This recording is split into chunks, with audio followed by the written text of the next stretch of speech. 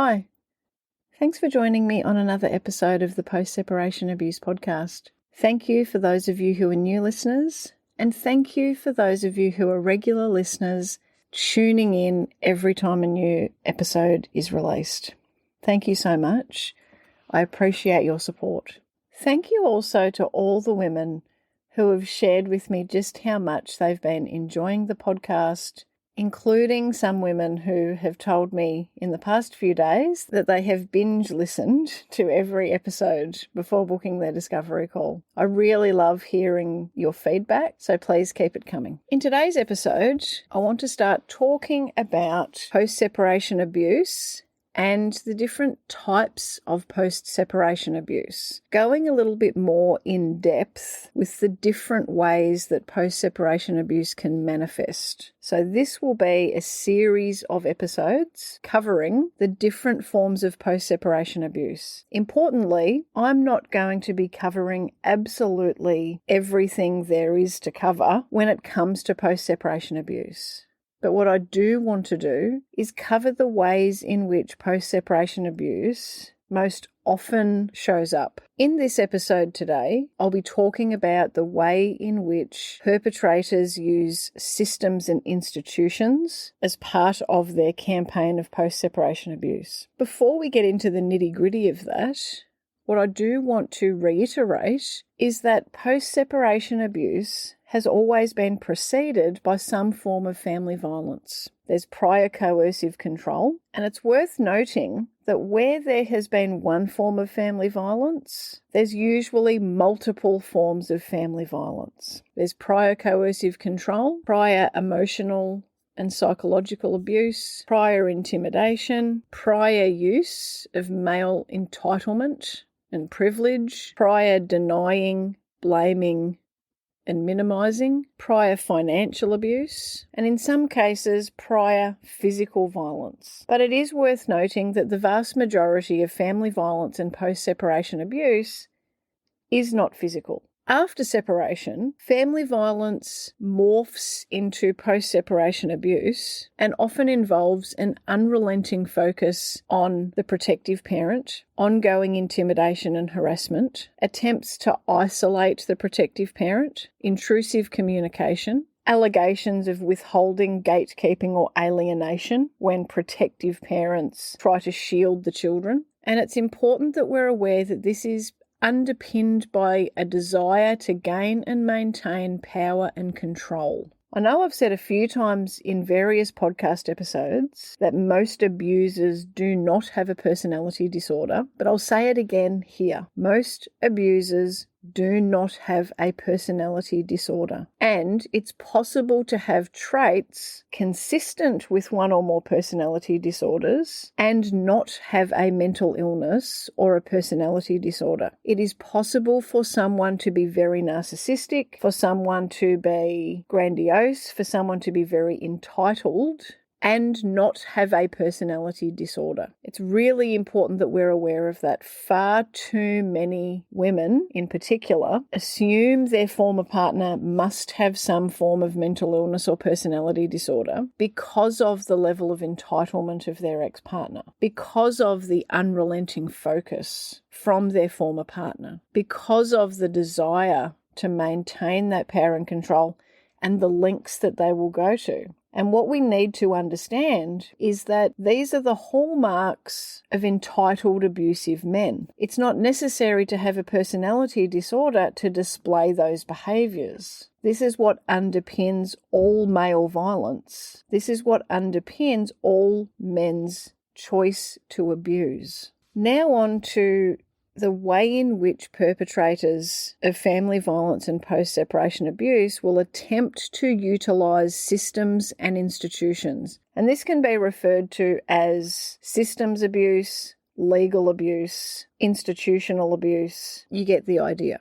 There can be threats of court action when the protective parent maintains healthy boundaries and when the protective parent does not comply with the demands of the ex-partner. The abusive former partner may make false reports to child protection, to police, and to other people. Now, they could be things that are initiated by the abusive former partner, a situation where there hasn't been police involvement or hasn't been the involvement of child protection, but the abuser will initiate contact with those organisations to make false reports. There are also situations where the protective parent may notify those organisations, so child protection, police, or an outside professional person or organisation may initiate a report with those professionals, and the abuser will lie and create a false narrative that either they're the victim or that they're worried about the safety of the child with the other parent. They'll make false accusations about the protective parent's mental health, about the stability of their mental health. They may manufacture physical violence that has occurred to them, or significantly exaggerate arguments or altercations with the protective parent in an attempt to get child protection, police, whoever it is, to focus the attention on the protective parent as being the problem. Commonly, there's a false narrative that the abuser is the victim, and there's an intent to shift focus and blame onto the protective parent. There can be a disregard for agreements, parenting plans, and even parenting orders. They may pursue changes to parenting plans or parenting orders. Now, this can be because they feel entitled to potentially more time with the children, for example, but they also often want to just simply keep engaging with the protective parent. Whether the attention from the protective parent is positive or negative, abusers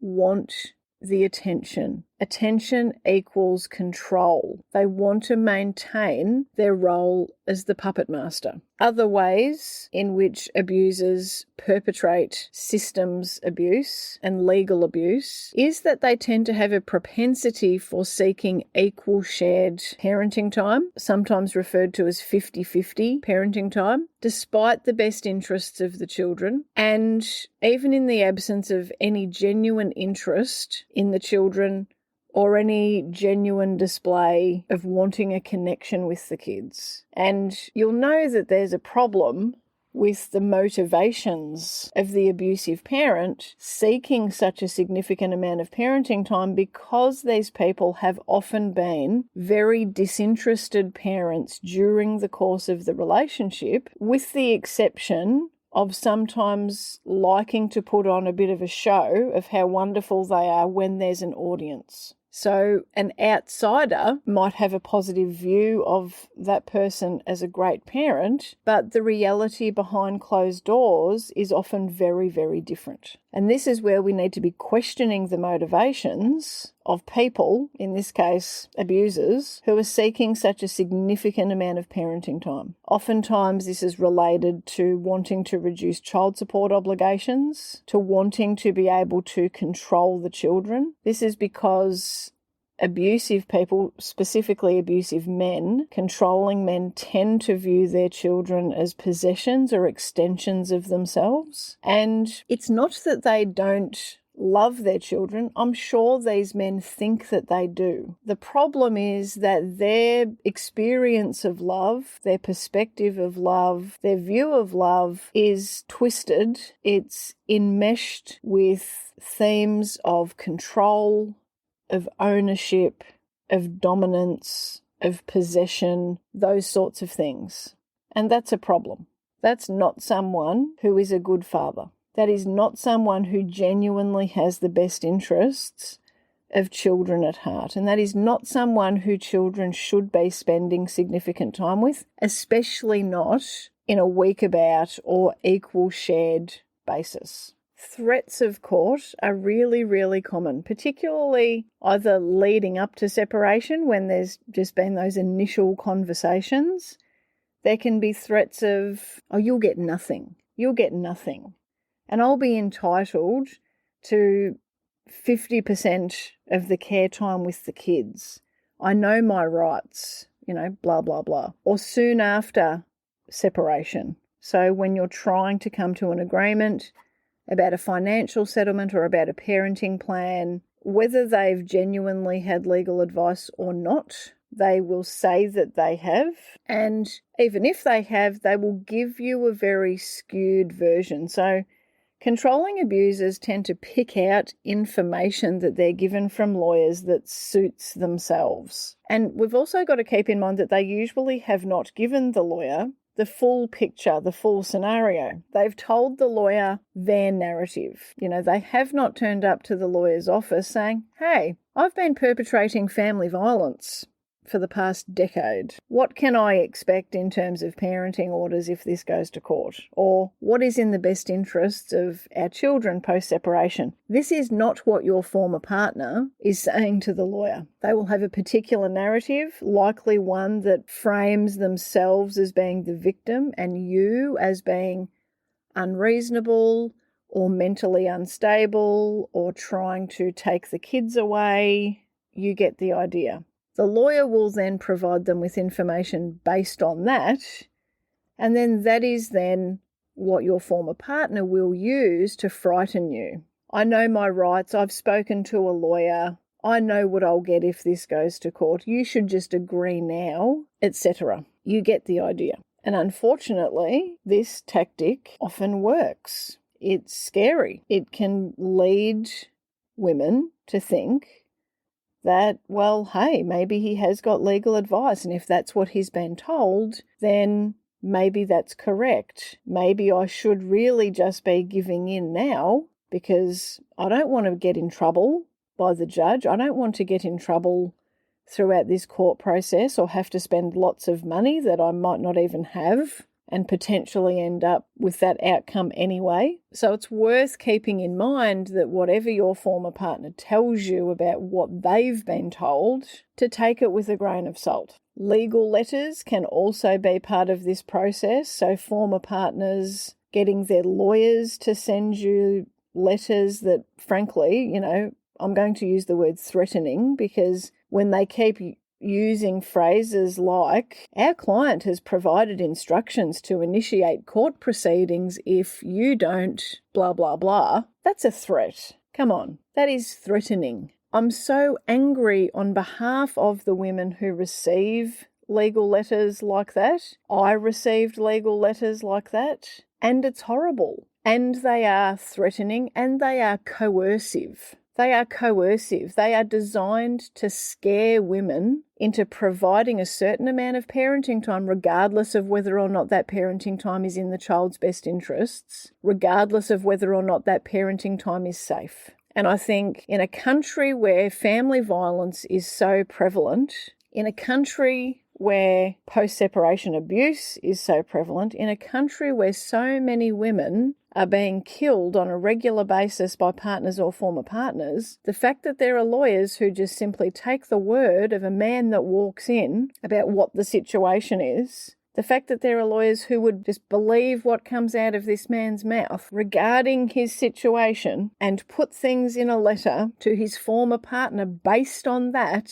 it's beyond belief. It is abuse. It is legal abuse. It is systems abuse. There are men who will utilise the court process for as long as they possibly can to claw whatever parenting time they possibly can all the way to a final trial and beyond. That is legal abuse. That is systems abuse. There are also men who refuse to engage in the process. So if we're talking about financial separation, men who refuse to provide disclosure. They just point blank refuse. They refuse to participate in the process. They might refuse to obtain a lawyer, just simply refuse to engage with you in any way, shape or form to frustrate you, and so that they can maintain that power and control, so that they can drag things out, knowing that you're going to be spending your hard-earned money attempting to get them to participate in the process. This is also abuse. Something to be aware of, particularly because you're listening to this podcast, and especially if you are one of my clients, you are likely going to have a much greater understanding of the nuances of family violence and post-separation abuse than any other professional that you work with. So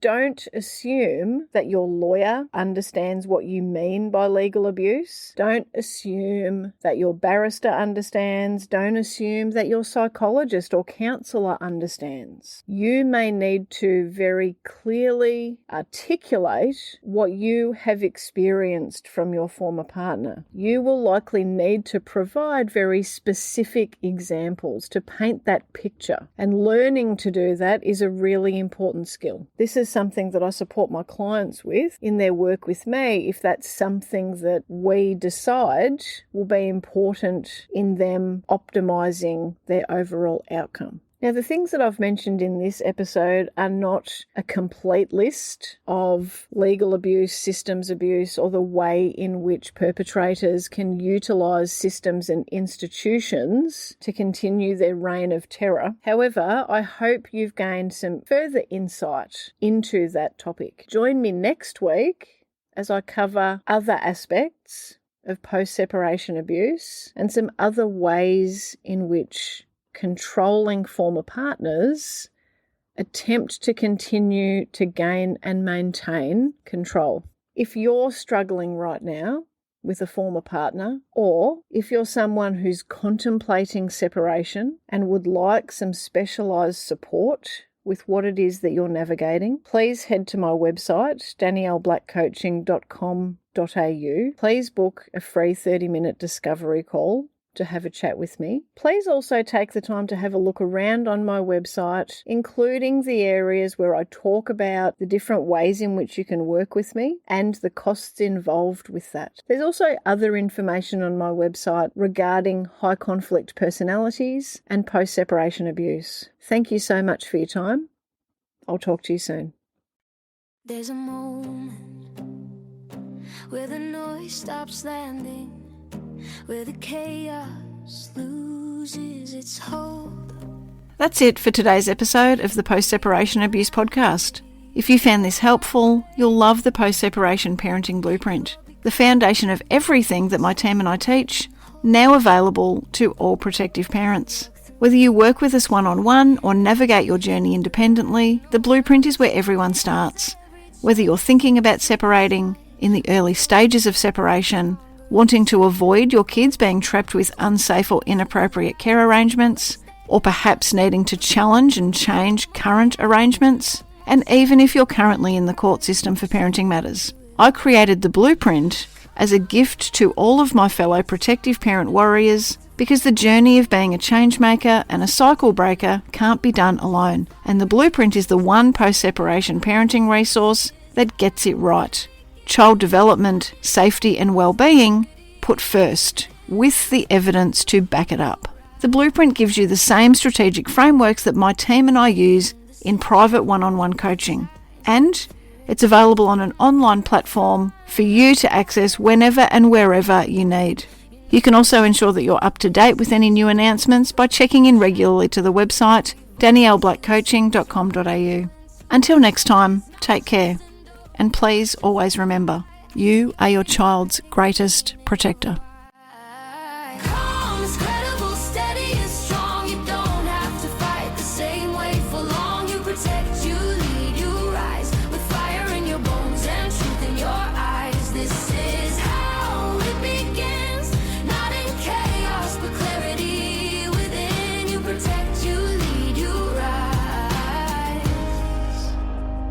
This isn't revenge, this is design. A future rewritten line by line. You don't burn it down, you build it right with wisdom, strategy, and quiet mind.